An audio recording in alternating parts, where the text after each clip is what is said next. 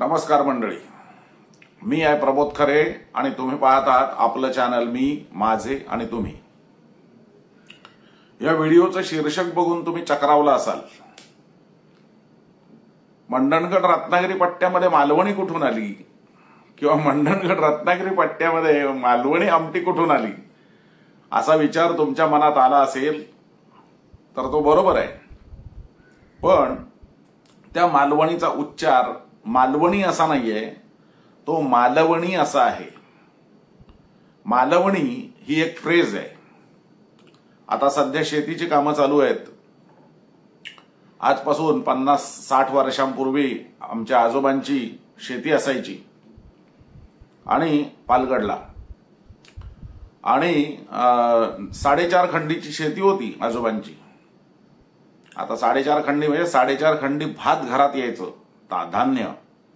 आता तुम्हाला साधं माप सांगतो की एक पायली अशा 16 पायल्यांचा मण आणि 20 मणांची खंडी, अशा 4.5 खंडी म्हणजे किती शेती असेल बघा. आता काही शिल्लक नाही राहिले. 20 गुंठ्याचा एक चोंडा फक्त शिल्लक आहे. कुठे गेली असेल तुम्हाला माहिती आहे. असो, तर त्यावेळेला 2च प्रकारची वाणं उपलब्ध होती, एक हळवं आणि एक महान. त्यापैकी हळवं हे पारंपरिक, म्हणजे लवकर तयार होणार. दसऱ्याला भात तयार व्हायचं, दसऱ्याला लोंब्या तयार असायच्या आणि त्यामुळे दिवाळीच्या दरम्यान ते कापून घरात आलेलं असायचं. फक्त त्याची मळणी घालायची बाकी असायची. दिवाळी झाली की त्याची मळणी घातली जायची आणि ती मळणी सगळी एकाच दिवशी. असं आज हल्ली तुम्ही जसं बघता सिंधुदुर्ग पट्ट्यामध्ये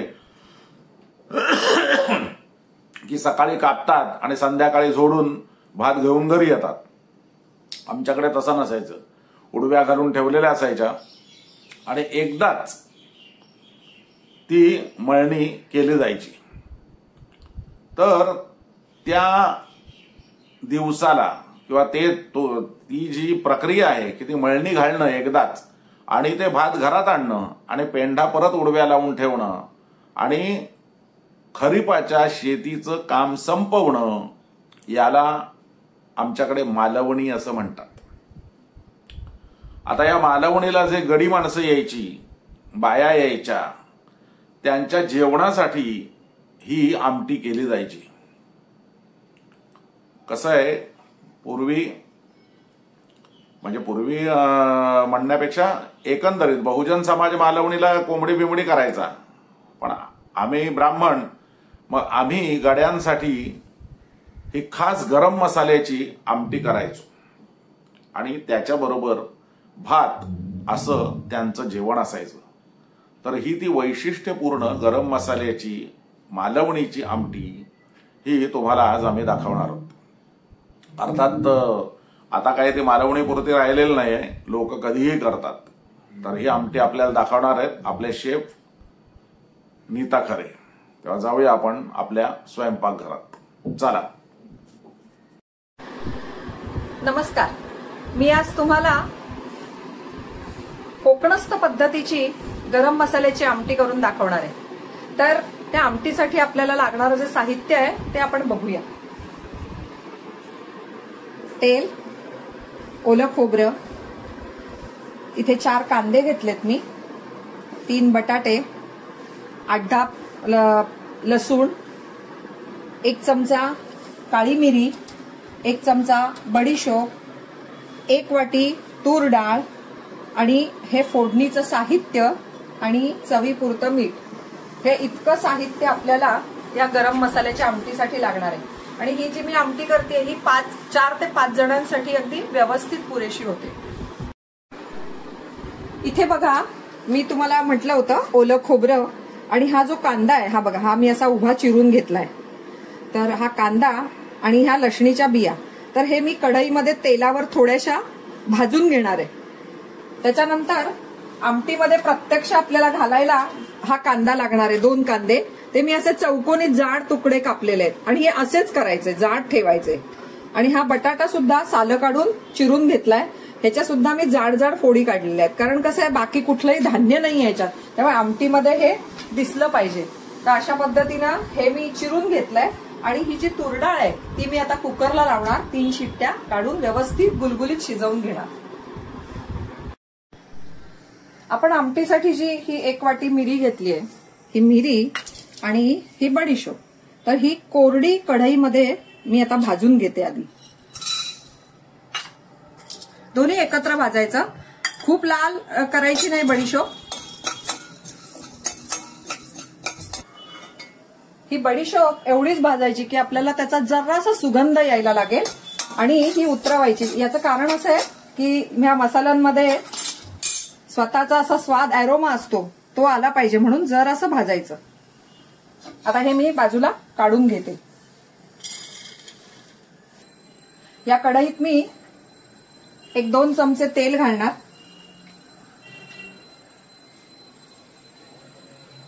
हे तेल गरम होऊ दे चांगलं कडकडीत.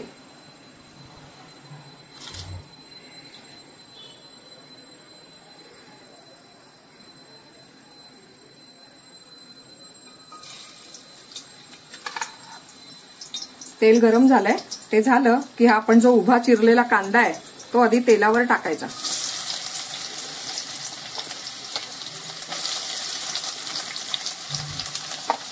आणि हा कांदा आपण लाल बुंद होईपर्यंत भाजायचा आहे तेलावर. हा कढईतला कांदा थोडासा लाल झालाय. आता ह्या स्टेजला आपण ही जी लसूण आहे पाकळ्या घेतलेल्या ह्या टाकायच्या भाजायला. हा बघा, हा कांदा अगदी छान लालसर परतला गेलेला आहे तेलावर. आता ह्यामध्ये आपण ओलं खोबरं घालायचंय. हे मी 1 नारळ आहे पण छोटा होता तो.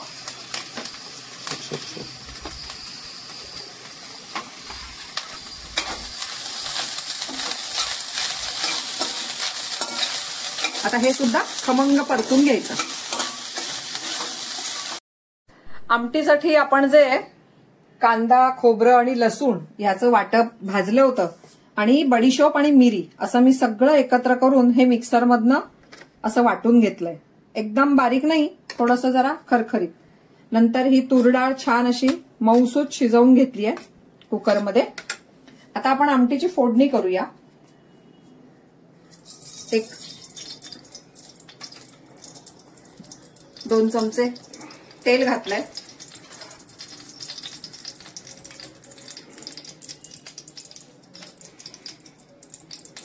आणि मगाशी मी जरा एक साहित्य विसरले, ते म्हणजे हे आमटीसाठी आमसूल पण लागतं टाकायला. तीही मी 3-4 आमसूल घेतली आहेत.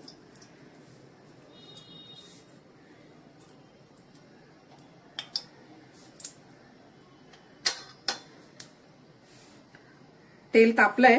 आता मिसळवाण्याच्या डब्यातलं हे चमचाभर राई टाकली. ही छान तडतडली की अर्धा चमचा हिंग,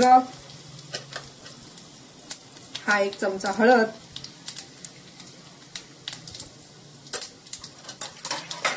ही छान फोडणी खमंग झाली की ह्याच्यावर आपण जो जाडा चौकोनी चिरलेला कांदा आहे तो घालायचा.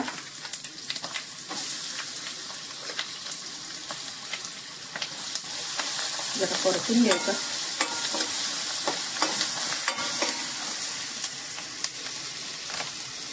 आणि त्या कांद्याबरोबरच आपण हे जे बटाटे चिरलेले आहेत ते पण टाकायचं.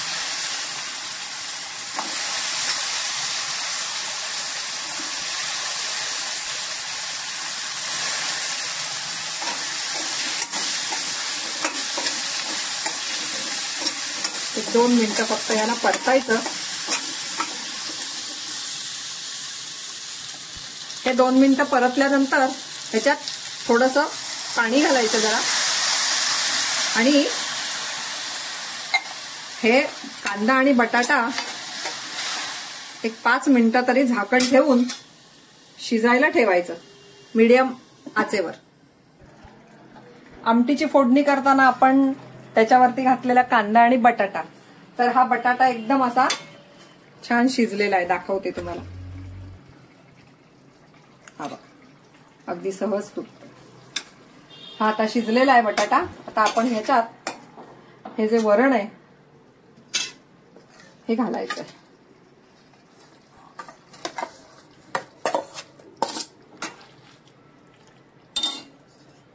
आवश्यकतेनुसार त्याच्यात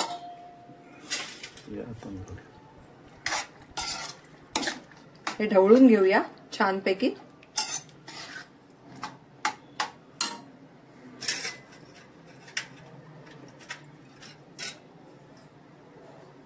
आणि यात थोडं पाणी घालूया जरा. तुम्हाला आता किती जाडसर हवी आहे, पातळ हवी आहे त्यानुसार ठेवायचं पाणी. त्यानंतर यामध्ये आंबटपणासाठी आपण एक 3 कोकमसाल आमसूल घालतोय आमटीमध्ये. त्यानंतर ही आमटी चवीला जराशी तिखट असते, अति झणझणीत नाही पण तिखट करतात. म्हणून आता मी हे मिसळवाणातला 2 चमचे लाल तिखट घालतीये आणि चवीपुरतं मीठ घालते आमटीत.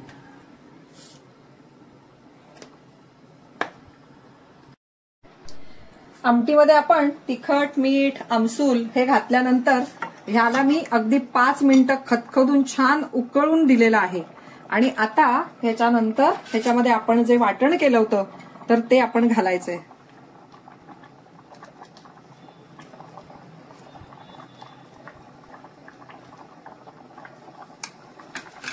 आणि आता हे पुन्हा व्यवस्थित ढवळून जरा तिखट मीठ चेक करायचं बरोबर झालंय की नाही ते.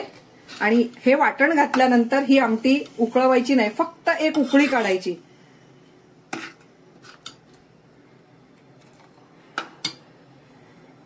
एक उकळी काढली की ही आमटी खायला तयार होणार. उकळी आलेली आहे. आपण आता गॅस बंद करूया.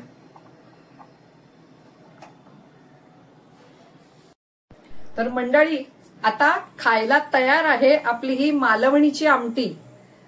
ही आमटी भात, लसणीचं तिखट घरी केलेलं आणि सॅलड थोडंसं. हे तुम्ही घरी करून बघा आणि कसं झालंय ते मला कमेंट करून कळवा. मंडळी ही होती मालवणीची आमटी. यातली एक गंमत तुम्हाला सांगतो.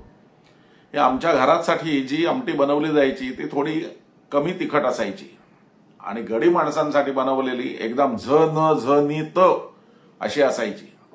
आम्ही आमच्या घरातली आमटी न खाता त्या गड्यांच्या आमटीचा स्वाद घ्यायला जायचो, म्हणजे घ्यायचो आणि त्याच्याबरोबर आजीचा बोलणीही खायचो आजीची. तर अशी आमच्या लहानपणाची आठवण जागवणारी ही मालवणीची आमटी आहे. मंडळी हे सगळं मी तुम्हाला सांगतो. तुम्ही म्हणाल की उगाच लांबण लावतोय, पण तसं नाहीये. आता यातलं काहीही उरलेलं नाही. ना ती शेती उरली, ना ती कापणी, मळणी, लावणी उरली आणि ना ती मालवणीची आमटी उरली. आमटी आहे पण मालवणीची नसल्यामुळे तिला ती गंमत नाही. त्यामुळे मी ज्यावेळेला तुम्हाला हे सांगतोय, शेअर करतोय, तर त्याला नॉस्टॅल्जिया किंवा स्मरणरंजन असं म्हणतात, की त्याच्या स्मरणाने आपणही आनंद घ्यायचा आणि समोरच्यालाही आनंद द्यायचा. असो, हा व्हिडिओ मी इथेच थांबवतोय. तुम्हाला आवडला तर लाईक करा, शेअर करा आणि हो, तुम्ही आमचे व्हिडिओ पाहता पण सबस्क्राईब करत नाही तर प्लीज सबस्क्राईब करा. धन्यवाद.